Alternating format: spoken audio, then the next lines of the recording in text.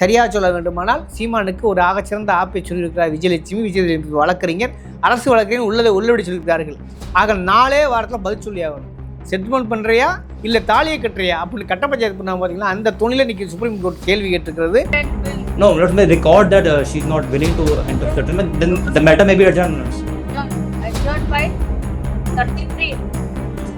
Adjourned by 4 weeks in view of the letter circulated by the learned counsel for the petitioner. Notes may give us 4 weeks time to file counter affidavit. He is extended till the next date of hearing.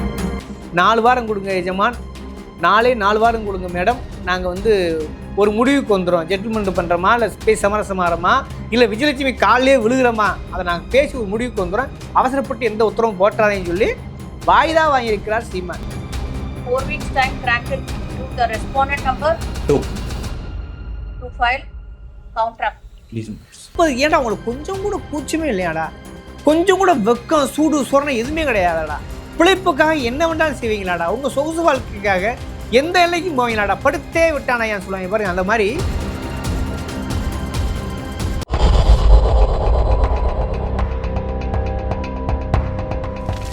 வணக்கம், இது சொல் புதியது. நான் உங்கள் தவம். இன்னைக்கு பார்க்கக்கூடிய மிக முக்கியமான அரசியல் வணக்கம். உச்சநீதிமன்றத்தில் ஒரு வழக்கு வந்திருக்கிறது. குறிப்பாக இந்த விஜயலட்சுமி சீமான் கதைக்கு எண்டு இருக்குமா இல்லையான்னு தெரியலை, தொடர்ந்து போய்கிட்டு இருக்கிறது. ஆனால் அது நடந்தது உண்மை என்று சீமான் தரப்பு ஒத்துக்கொள்கிறார்கள். விஜயலட்சுமி தரப்பில் வைக்கிற குற்றச்சாட்டும் அவ்வாறு தான் இருக்கிறது. இன்னைக்கு உச்சநீதிமன்றத்தில் ஒரு விசாரணை வந்திருக்கிறது. குறிப்பாக நாகரத்தினம், பெண் நீதிபதி நாகரத்தினம் அமர்வு தலைமையில் 2 நீதிபதிகள் கொண்ட நீதிபதிகள் விசாரிச்சிருக்கிறாங்க. குறிப்பாக முன்னெப்பொழுதும் இல்லாத அளவுக்கு ஒரு முன்னேற்றம் என்னன்னு சொன்னால், விஜயலட்சுமி இதுக்கு முன்னாடி பல முறை குற்றச்சாட்டு பண்ணியிருக்காங்க, புகார் கொடுத்துருக்காங்க, திரும்ப பெற்றிருக்காங்க. இதெல்லாம் கடந்த கால கதை. அதனால் அவர்களும் விஜயலட்சுமி அவர்களும் பல்வேறு தரப்பில் விமர்சனத்துக்கு ஆளாகப்பட்டதும் உண்மைதான். ஆனால் இந்த முறை ரொம்ப ஸ்ட்ராங்காக என்ன சொல்லியிருக்காங்கனாக்கா, இந்த மாதிரி செட்டில்மெண்ட் பண்ணுறீங்கன்னு சொன்னீங்களே என்ன ஆச்சுன்னு சொல்லி நீதிபதி கேட்க, குறிப்பாக அதுக்கான பேச்சுவார்த்தை போய்கொண்டிருக்கிறேன்னு சொல்லி சீமான் தரப்பு வக்கீல் சொல்லியிருக்கார்கள். ஆனால் இந்த முறை விஜயலட்சுமி நேரடியாக ஜூமில் ஆஜராயிருக்கார். அதே சமயத்தில் அவரோட வழக்கறிஞர் ஆஜராயிருக்கார். அவர் தரப்பில் சொல்லப்பட்ட விஷயம்தான் இன்றைக்கி பெரிய பேசும்பொருளாக ஹைலைட்டாக இருக்கிறது. என்ன சொல்லியிருக்காங்கன்னா, செட்டில்மெண்ட்டுக்கு வாய்ப்பே இல்லை, ஒருபோதும் சீமானிடம் சமரசம் இல்லை, எனக்கு தேவை இனி நீதிதானே தவிர நிதி அல்ல அப்படின்னு சொல்லி பகிங்கரமாக விஜயலட்சுமியே தனது வக்கீல் மூலமாக சொல்லியிருக்கிறார். விஜயலட்சுமியும் ஜூமில் ஆஜராகி சொல்லியிருக்கிறார் என்பதுதான் இன்றைக்கி மிக முக்கியமாக பேசும் பொருளாக இருக்கிறது. இந்த பதிலை, விஜயலட்சுமியோட இந்த என்ட்ரியை சீமான் ஒருபோதும் என்ன செஞ்சிருக்க மாட்டார், எதிர்பார்த்திருக்க மாட்டார். சீமான் தரப்பு வக்கீலும் அங்கே பார்த்தீங்கன்னா பதறி போய்த்தான் இருப்பதாக தகவல் வெளியிடுகிறது. ஏனென்றால் நமக்கு நேரடியாக டெல்லியிலிருந்து அரசரப்பு வழக்கறிஞர்கள் நம்மளோட தொடர்புன்னு இந்த விஷயத்தை எல்லாம் சொன்னார்கள். அதாவது என்ன நடந்தது என்று கேட்கும்போது அவர்கள் தரப்பு என்ன நடந்ததோ அதை அப்படியே சொன்னார்கள். ஆக இனி சீமான் முன்ன மாதிரி அவள் பொண்டாட்டி கேட்க வைக்கிறது, உனக்கு ஊரில் வேறு பொம்பளையே கிடைக்கலையா, இவ தான் கிடைச்சாலான்னு சொல்லி கிண்டல் பண்ணுறது, பொம்பளை வச்சு என்னை திமுக அரசு மிரட்டுதுன்னு சொல்கிறது, இவெல்லாம் தொடத்தேண்டி வருவாளான்னு சொல்லி பேசுகிறது, கோத்தான்றது கொம்மான்றது. இனிமேல் பெண்களை இப்படி பேச முடியாது. அதற்கு விஜயலட்சுமி தொடுத்த, குறிப்பாக சீமானே தனக்கு ஆப்பை தானே சொருகி கொண்டாருன்னு தான் சொல்ல வேண்டும். ஏனென்றால் அவர் தான் இந்த வழக்கப்படி பண்ணுங்கன்னு சொல்லி உச்சநீதிமன்றத்துக்கு போனது. இதுதான் என்ன சொல்றதுனாக்கா, எவ்வளவு தாமதிக்கப்பட்ட நீதியாக இருந்தாலும் ஒரு நாள் வெல்லும் என்பதற்கு உதாரணமாகத்தான் சீமான் இன்று வசமாக சிக்கியிருக்கிறார் சுப்ரீம் கோர்ட்டில். அதுவும் PV நாகரத்தினம் என்ற பெண் நீதிபதி முன்னாள். அவங்க ரொம்ப நேர்மையான நீதிபதி தெரியும். இப்போ இதெல்லாம் நம்ம ஏன் பேச வரோம்னு சொன்னால், தவறு இரு பக்கமே கூட இருக்கலாம், மாற்றுக்கருத்து இல்லை. ஆனால் நடந்தது உண்மைதான் அப்படின்போது முதல்ல என்ன சொன்னார், எனக்கு அப்படி ஒரு பெண்ணே தெரியாதுன்னாரு. அப்புறம் பணத்துக்காக வந்தவ, பணத்துக்கு படுத்து வச்சுட்டு போகிறவங்களாம் நீங்கள் இப்படி கேள்வி கேட்கலாமா? ஒரு அரசியல் தலைவன் பேசக்கூடிய பேச்சாங்க இது. பல முறை ப்ரெஸ் மீட்டில்ங்க பப்ளிக்கே சொல்கிறாரு, பணத்துக்கு படுத்து வச்சுட்டு போனவங்களாம் வச்சுக்கிட்டு என்னை மிரட்ட பார்க்கலான்னு இருக்கிறாரு. அப்போ எவ்வளவு கேவலப்படுத்துறாரு பாருங்க. இன்னொன்று, இவர் ஈழம் சொல்லி ஈழத்தை வச்சு தான் அரசியல் பண்ணுறாரு, பிரபாரம் வச்சு தான் திரள்நிதி திரட்டுறான்னு வச்சுக்கோமே. அப்படி இருக்கிற நபர் கூட அதுக்கும் ஒரு விஜயலட்சுமி சார்பாக ஒரு முற்றுப்புள்ளி வைக்கப்பட்டது. சீமான் எவ்வளவு அயோக்கியன் என்பது என்ன சொன்னாங்க, போர் உச்சத்தில் இருக்கும் பொழுது இந்த சீமானுங்கிற அயோக்கியன் என்னோடு உறவு கொண்டிருந்தார் அப்படின்னு பயங்கரமான ஒரு குற்றச்சாட்டு வைத்தார். இதுவரை பார்த்தீங்கன்னா மறுப்பதற்கில்லை. அந்த இதை யாருன்னா ஈழத்தில் உள்ள முன்னாள் ஒரு ஒளிப்பதிவாளர் அதை உறுதிப்படுத்தினார். இந்த நிமிடம் வரை சீமானால் மறுக்க முடியவில்லை. ஆக எல்லளவும் துளியளவும் அறம் இல்லாத, அரசியல் நாணயம் இல்லாத ஒரு பச்சை பிழைப்புவாதி தான் சீமான் என்பது மட்டும் உறுதியாக இருக்கிறது. விஜயலட்சுமி வழக்கில் மட்டுமல்ல, தேன்மொழி என்ற பெண்ணை, இன்னும் சில பெண்களை எல்லாம் ஏமாற்றிருப்பது, குறிப்பாக ஈழத்தில் சென்றிருக்கும் பொழுது அங்கு உள்ள பெண்களை நோட்டமிட்டது, அவர்களை திருமணம் செய்து கொள்வதாக சொன்னது, இப்படி பல்வேறு தரப்பில் கிட்டத்தட்ட சீமான் பாயிண்ட் ஆஃப் சொன்னாக்க ஒரு பொம்பளை பொறுக்கியாக பாலியல் பொறுக்கியாக பொம்பளை பொறுக்கியாக வலம் வந்திருக்கிறார். இதை ஏன் அப்படி சொல்கிறோன்னா அவருக்கு இந்த மொழி சொன்னால்தான் புரியும். ஏனென்றால் அவர் பொது மேடையிலேயே கோத்தாங் கொம்மா என்று பேசக்கூடிய ஒரு நபராக இருக்கிறார். அப்போ கொஞ்சம் கூட கிஞ்சித்தும் அவற்றிடம் என்ன வகையான நீங்கள் நாணயத்தை எதிர்பார்க்க முடியும், என்ன அறத்தை எதிர்பார்க்க முடியும்? எல்லோருமே கிட்டத்தட்ட 2000 ஆண்டு காலமாக நான் என்ன செய்து கொண்டிருந்தோம்? ஆடு மாடு மேய்த்து கொண்டிருந்தோம். அதனால் தான் நம் அடிமைகளாக இருந்தோம், கல்வி அற்றவர்களாக இருந்தோம், உரிமை இழந்தவர்களாக இருந்தோம். மறுபடியும் படிக்கவா அப்படின்னு சொல்லி காமராஜர் தொடங்கி இன்றைக்கு தந்தை பெரியார் தொடங்கிய போராட்டம் முதல் இன்னைக்கு சமூக நீதி கொள்கையால் இன்று பிற்படுத்தப்பட்ட, ஒடுக்கப்பட்ட, தாழ்த்தப்பட்ட பழங்குடி சிறுபான்மை மக்கள் அத்தனை பேரும் படித்துக் கொண்டிருக்கிறார்கள். படிப்பதற்காக தன் வாழ்க்கையை அர்ப்பணித்துக் கொண்டிருக்கிறார்கள். அதுதான் வாழ்நாள் நிச்சயம் என்று சொல்லி கொண்டிருக்கிறார்கள். அப்படி இருக்கிற காலகட்டத்தில் நீ படிக்க வராத, குடிக்கவா, அதுவும் நாட்டு சரக்கு அடிக்கவா, அதாவது கல் அடிக்கவா அப்படின்னு என்று சொல்லி ஒரு அரசியல் தலைவன் பேசுகிறான் என்றால் எவ்வளவு இந்த முன்னோக்கி வந்த சமூகத்தை பின்னோக்கி எடுத்து செல்கிறார் என்று நாம் கவனித்து பார்க்க வேண்டும். ஆடு மாடு மேய்ப்பவர்கள் சாதாரண மேய்த்து கொண்டா இருக்கிறார்கள். அவர்கள் சாதாரணமாக இருந்து கொண்டா இருக்கிறார்கள். யாருக்கெல்லாம் கல்வி வரவில்லையோ அவர்கள் ஆடு மாடு மேய்க்கிறார்கள். அதை ஏன் ஒரு செயல் திட்டமாக்க வேண்டும் என்பதுதான் நமது கேள்வி. ஆடு மாடுக்கு எதிராகவோ அல்லது மேய்ச்சல் நிலங்களுக்கு எதிராகவோ நமது கொள்கை இல்லை, கோட்பாடும் இல்லை, நமது பார்வையும் அப்படி அல்ல. அதற்கான உரிமை என்பது வேறு. ஆனால் அதை ஒரு மேலோட்டமாக அதை மட்டும் வைத்துக்கொண்டு ஆனால் ஆடு மாடு மேய்க்கவா, ஆடு மாடுகளுக்கு மாநாடுகளுக்கு ஓட்டுரிமை, இதெல்லாம் எவ்வளவு பெரிய கூத்து. இன்று சங் பரிவார் கூட்டங்கள் என்ன செய்து தெரியுமா? சீமானுடைய அந்த ஆடு மாடு மாநாட்டை ஆதரித்து பேசியிருக்கிறது. அப்போ சரியாக தெரியாத சங்கிலும் தம்பிகளும் ஒன்று, குறிப்பாக சீமானும் RSS ஒன்று, இது அறியாத வயல மண்ணுங்கிற உறுதியாயிருந்தா இல்லையா?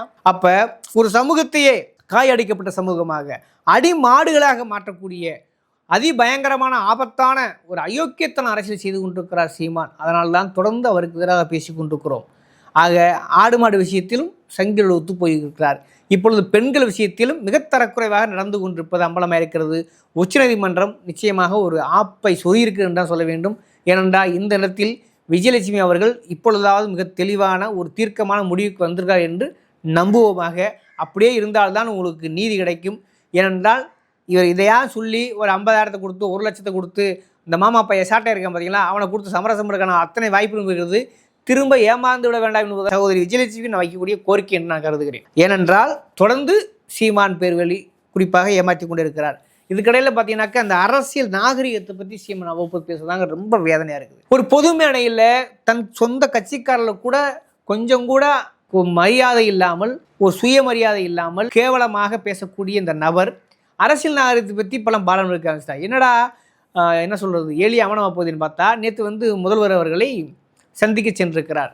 என்னது மரியாதை நிமித்தமாக துக்கம் விசாரிக்குமா, முத்து இறந்ததை துக்கம் விசாரிக்க செல்கிறாராம். இதை நான் நம்ப வேண்டுமா? என்னடா நேற்று நைட்டு போகிறான்னு பார்த்தா இன்றைக்கி காலைல உச்சநீதிமன்றத்தில் விசாரணை. ஆக தன் பிழைப்புவாதத்திற்காக அரசியல் நாகரிகம் என்று நாடகம் ஆடிக்கொண்டு இன்று முதல்வர் காலையில் போய் விழுந்திருக்கிறார். எப்படியா என்னை விட்டுருங்க, விஜயலட்சுமி மாற்றி விட்டுறாங்க, அந்த தொழிலில் விழுந்திருக்கார். இல்லைன்னா அரசியல் நாகரிகத்தை பற்றி நீ பாடம் எடுக்க என்ன உனக்கு யோக்கியதம் இருக்குது? ஏனென்றால் பொதுவெளியில் கலைஞர் கருணாநிதியை பற்றி எவ்வளவு கேவலமாக பாடியிருக்கிற. ஒரு ஆத்தானுக்கு அப்பனுக்கு பிறந்தவனான்னு ஸ்டாலின் எத்தனை முறை கேட்டிருக்கேன். இதில் பஞ்சப்படி மாமா பையன் வேற கூட போயிருக்கேன். இதை பார்ப்பது ஏன்டா உங்களுக்கு கொஞ்சம் கூட கூச்சமே இல்லையாடா? கொஞ்சம் கூட வெக்கம், சூடு, சொரணை எதுவுமே கிடையாதாடா? பிழைப்புக்காக என்ன வேண்டாலும் செய்வீங்களாடா? உங்கள் சொகுசு வாழ்க்கைக்காக எந்த எல்லைக்கும் போவீங்களாடா? படுத்தே விட்டானா ஏன் சொல்லுவாங்க பாருங்க. அந்த மாதிரி முதல்வர் காலில் விழுந்திருக்காங்க மஞ்சப்படி மாமாவும் திருநெல்வேலி திண்டி பண்டாரம் சீமானும். அப்போ இவர்கள் இது நாள் வரை தமிழக அரசியல் வரலாற்றில் எத்தனையோ ஆட்கள் பார்த்துருக்குங்க. இவ்வளவு கேவலமான ஒரு அரசியல் ஜந்து இன்னைக்கு இப்போத்தான் முதல் முறையாக பார்க்குறோம். இப்போ போனது கூட ஒரு அரசியல் நகரத்துக்காக அல்லவே அல்ல. அது சொன்னால் ஒருபோதும் எந்த ஒரு நுனிப்புள் அரசியல் மேய்ந்தர் கூட நம்ப மாட்டார்கள். காரணம் உச்சநீதிமன்றத்தில் வழக்கு இன்று வந்தது. சரியாக சொல்ல வேண்டுமானால் சீமானுக்கு ஒரு ஆகச்சிறந்த ஆப்பை சொல்லியிருக்கிறார் விஜயலட்சுமி வழக்கறிஞர், அரசு வழக்கறிஞர் உள்ளபடி சொல்லியிருக்கிறார்கள். ஆக 4 வாரத்தில் பதில் சொல்லி ஆகணும். செட்டில்மெண்ட் பண்ணுறியா இல்லை தாலியை கட்டுறியா அப்படின்னு கட்ட பஞ்சாயத்து பண்ணாங்க பார்த்தீங்களா? அந்த துணியில் இன்றைக்கி சுப்ரீம் கோர்ட் கேள்வி கேட்டிருக்கிறது. 4 வாரம் கொடுங்க எஜமான், 4 வாரம் கொடுங்க மேடம், நாங்கள் ஒரு முடிவுக்கு வந்துடும். செட்டில்மெண்ட் பண்ணுறோமா இல்லை பேசி சமரசமாகறோமா இல்லை விஜயலட்சுமி காலையே விழுகிறோமா, அதை நாங்கள் பேசி ஒரு முடிவுக்கு வந்துடும், அவசரப்பட்டு எந்த உத்தரவும் போட்டாதேன்னு சொல்லி வாய்தா வாங்கியிருக்கிறார் சீமான். வெக்கமா இல்லையா சீமான்? மண்டியிடாத மானம் வீழ்ந்து விடாத வீரன்னு சொல்லிட்டு எங்கே பார்த்தாலும் பொசுக்கு மண்டிடுறது. வெளியில் என்ன சொல்கிறது? திமுக அரசு இந்த பொம்பளையை வச்சு என்னை பழி வாங்குது. அவர் மொழியிலே சொல்கிறேங்க. நான் பொம்பளையில் வச்சு என்ன பயங்காட்டுறீங்களா? பொம்பளை என்னடா விஜயலட்சுமிங்கிறீங்க வீரலட்சுமிங்கிறீங்க, யாரை காட்டினாலும் சீமானை கவுக்க முடியாது. திமுக அரசு தேர்தல் வரும்போதெல்லாம் அந்த பொம்பளையை கூட்டி வந்துடுது. அந்த பொம்பளை தானே நீ எவ்வளவு கேவலமாக நடந்து கொண்டா என்பது உலகறிந்த ரகசியம் இல்லையா? அதுக்கு வீடியோக்களை சாட்சி இல்லையா? ஆக நீ பாலியல் பொறுக்கி என்பது நாங்கள் சொல்லித் தெரிய வேண்டிய அவசியம் இல்லை. சமூக ஊடகம் முழுக்க விரவி கிடக்கிறது. அரசியல் அறிவார் இருந்தவர்கள் உன்னுடைய ஒழுக்கக்கேடான வாழ்க்கை எல்லோருமே அறிவார்கள். அப்படி இருக்கும்போது பொய் சொல்லி நீ தப்பிக்க முடியாது என்ற நிலைக்கு சீமான் தள்ளப்பட்டிருக்கிறார். இனி ஒருபோதும் சீமான் தப்பிக்க முடியாது. அதுலேயும் குறிப்பாக பி.வி. நாகரத்னம் அவர்கள் மிக நேர்மையான ஒரு நீதிபதி. தெரிஞ்ச தெரியாமலும் வழக்கு அங்கு போய் சிக்கியிருக்கு. அதனால கம்பி என்ன போவது கழிதென்ன போவது சீமான் உறுதி என்பது மட்டும் தெள்ள தெளிவாக தெரிகிறது. விஜயலட்சுமி வலுவாக தெளிவாக இன்று ஜூமில் ஆஜராகி பேசியிருக்கிறார். அதனால் சீமான் ஒருபோதும் தப்பிக்க முடியாது. இன்னொன்று, என்னாதே நீ வந்து சிஎம் காலில் சீமான் விழுந்தாலும் சரி, அல்லது உதயநிதி காலில் விழுந்தாலும் சரி, அல்லது நீதிபதி காலில் விழுந்தாலும் சரி, ஏன் விஜயலட்சுமி காலிலே விழுந்தாலும் இனி சீமானுடைய பொய் நாடகம், போலித்தன நாடகம், அந்த அயோக்கியத்தன நாடகம் ஒருபோதும் எடுபடாது. நிச்சயமாக சிக்குவது மட்டும் உறுதி. இது ஏன் திரும்ப திரும்ப பேசணும்னாக்க, சீமான் போன்ற ஒரு மோசமான முன்னுதாரண அரசியல்வாதிகள் தமிழ்நாட்டில் மட்டுமில்லை எங்குமே வளர்ந்து விடக்கூடாது. அது மோசமான ஒரு சீர்கேடான சமூகத்தை உருவாக்கும்.